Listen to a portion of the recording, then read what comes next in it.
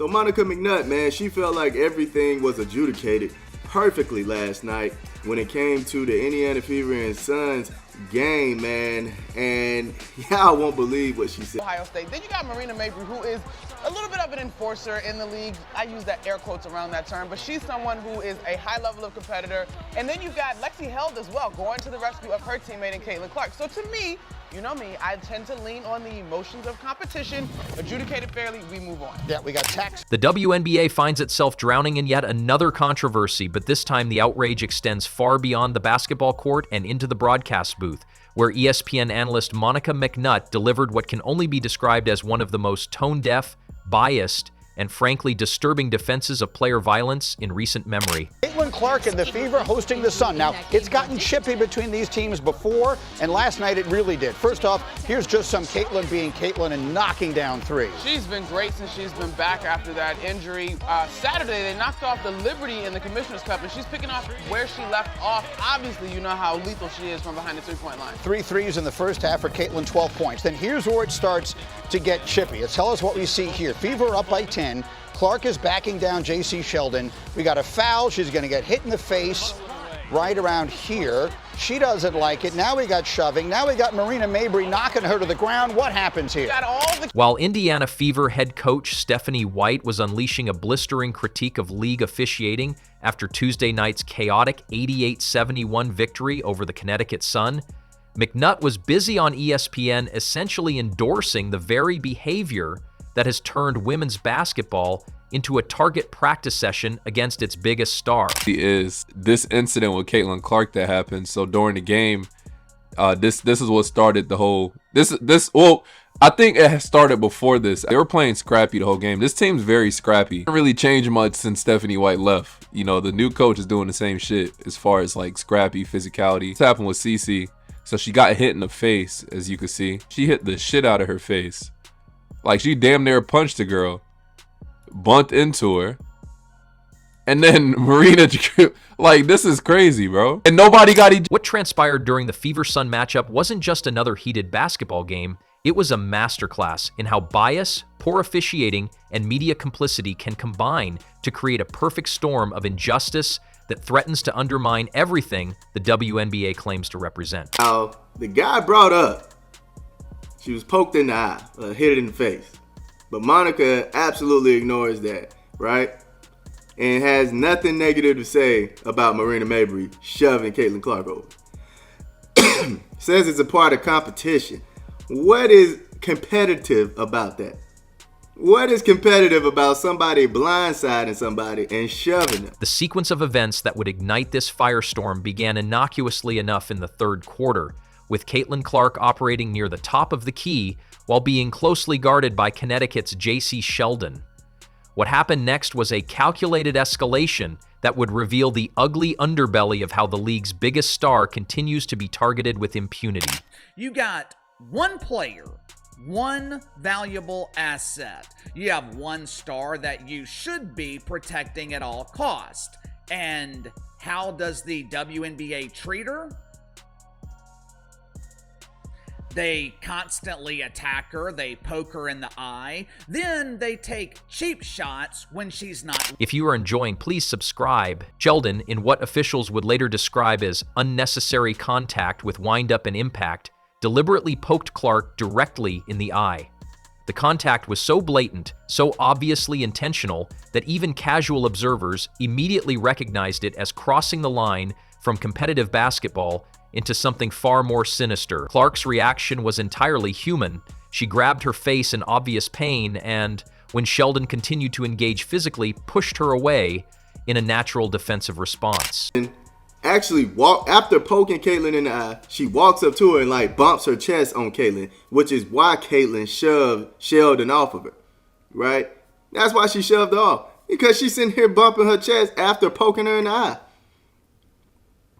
Sheldon in the wrong the entire time right here. And Caitlin getting her off of her. And then here come Marina Mabrey shoving her. Why? Because your teammate is But here's where this incident transformed from a routine basketball confrontation into a textbook example of how the WNBA's systemic problems have created an environment where targeting star players has become normalized.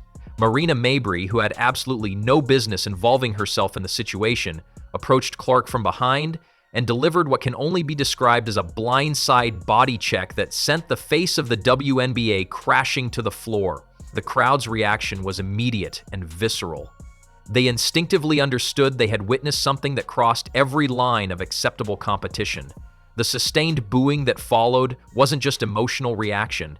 It was a collective recognition that justice needed to be served. There's really people out here defending Marina Mabrey for Madden hit sticking Caitlin Clark to the floor, saying that she's just protecting her teammate. For one, it involved Caitlin Clark and JC Sheldon. They had their little spiel before that. And then JC Sheldon scratches Clark in the face, then invades her space after that. Clark pushes her away because of that. And then Marina Mabrey comes get involved and Madden hit sticks her to the floor, man. And y'all just like she was protecting. After a review that seemed to take longer than a Supreme Court deliberation, the officials emerged with decisions that defied logic, precedent, and basic common sense. Sheldon received a flagrant foul for the eye poke, appropriate given the obvious intentional nature of the contact. But then came the decisions that would ignite a firestorm of controversy that reached far beyond Indianapolis. Caitlin Clark, the victim of both an eye poke and a blindside body check, received a technical foul. Let that reality sink in for a moment. The player who was assaulted twice in a matter of seconds was penalized for her unsportsmanlike reaction to being attacked. According to crew chief Ashley Gloss, Clark reacted in an unsportsmanlike manner towards Sheldon after being poked in the eye. Wonder if some of this drama with Caitlin Clark is being manufactured. Just to be clear, I'm not saying Caitlin Clark is manufacturing the drama. Obviously, she doesn't need to rely on gimmicks to generate mainstream attention. But the rest of the pretend basketball players in the WNBA, the only way they can generate interest, the only way they can see their name in the headlines is by attacking Caitlin Clark. And I'm starting to wonder if it's intentional. Even more egregious was the treatment of Marina Mabrey, whose actions were so obviously flagrant that even casual observers expected an immediate ejection. Instead, Mabrey received nothing more than a technical foul and remained in the game. Despite delivering what amounted to a football-style body check on an unsuspecting opponent, officials determined that the contact made by Marina Mabrey did not rise to the level of an ejection and did not meet the criteria for a flagrant foul penalty too. The message was crystal clear. Hard fouls committed in legitimate basketball plays warranted ejections, while targeted attacks on star players warranted technical fouls. The officials had essentially established a two-tiered justice system where protecting leads was more serious than protecting players. Question: what went into deciding Marina should get a technical instead of something more severe like an ejection? She said the contact made by Mabrey did not rise to the level of ejection. How the fuck does that not rise to a level of ejection? Can someone explain that to me? I think even in the NBA that might have been an ejection. I think both of them would have got ejected. She said additionally it did not meet the criteria for flagrant one foul penalty too. So what does? Right? Question: why did Caitlin Clark get a technical foul? After the foul by Sheldon, Clark reached in an unsportsmanlike manner towards Sheldon. What type of sense? Yo, she got hit in the eye. And then in one angle, it looks like she got damn near punched. And then she trying to get up. She trying to get the girl off her. The girl attacks at her. And then Marina comes and knocks her down. That's crazy. While the officials failed miserably in their duty to protect players, Sophie Cunningham stepped into the role that someone had to fill. With under a minute remaining and the Fever holding a commanding 87-70 lead, Sheldon secured a steal and raced toward what should have been a routine transition layup. Cunningham, who had witnessed the earlier targeting of her teammate go unpunished, made a decision that would result in her ejection but send a message that resonated throughout the league. Rather than allowing an easy basket in a game that was already decided, Cunningham wrapped up Sheldon with what officials classified as a flagrant 2 foul. The contact was hard, perhaps unnecessarily so given the game situation, but it was also exactly the kind of response that happens when officials fail to maintain control and allow players to police themselves. Sophie Cunningham is getting called vile and disgusting for dropping J.C. Sheldon to the floor and dragging her by the hair. So Sophie Cunningham can't stick up for her teammate, or else it's vile and disgusting. But Marina Mabrey could get involved in something that didn't involve her, and it's just she was protecting her teammate. The Caitlin Clark hate is so... Cunningham's actions drew swift praise from fans who recognized what she was doing. The contrast in how the officials handled these two incidents within the same game created a perfect case study in inconsistency that exposed the fundamental problems with WNBA officiating. Cunningham's hard but legal basketball foul in the flow of play resulted in immediate ejection when the situation escalated, while Mabrey's blindside attack on an unsuspecting opponent warranted only a technical foul. Cunningham herself showed no remorse for her actions, posting a photo on social media that many interpreted as a defiant message to critics. Her message was clear: when the league fails to protect its players, teammates will step up to fill that void. While fans, players, and coaches were rightfully outraged by the officials' handling of the situation, ESPN analyst Monica McNutt took to the airwaves with a defense of the incident that can only be described as stunning in its bias and tone deafness. Basketball's a contact sport. It's not, bro. This is not football. This is not hockey where you can fight, man. There's a reason why when you make contact, it's a foul, it's a flagrant, or you get ejected, man. If y'all want to see violence, go watch UFC. Go watch boxing. Because this is not what you do in basketball, man. And then people want to keep being like, did you see what happened to Michael Jordan? It doesn't make it right either, man.